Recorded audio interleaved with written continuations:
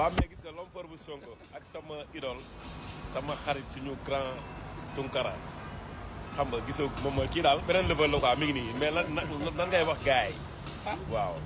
ziare rek maa ngi leen di ziare bu baax a baax di ziare aussi suñu yaay ju baax ji ah. yaaru gi yatu si. voilà donc gars yi yëpp ñu leen di gën a wax rek xam nga campagne gi ñëwaat moom. waaw campagne gi ñëwaat gars yi nee nañu le 17 novembre il faut ñu jëlee nañ leen assemblée ba pare mais le 17 novembre.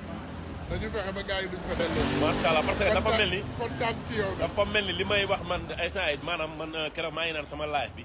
le 17 maanaam man commencé naa campagne. macha allah xam nga doo lay jël ndox la parce que tamit tey bu ñu amee sañ-sañu wax. jëf ñu mel ni moom moo tax quoi. parce que comme que dañu doon nekk Sénégal di ko bëggee.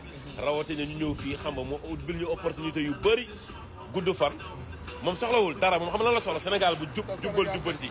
te ñun dañoo soxla ci moom dara mooy li ñu soxla mooy dénk ko réew mi. fii mu nekk si ñu lépp. macha allah te mbégte.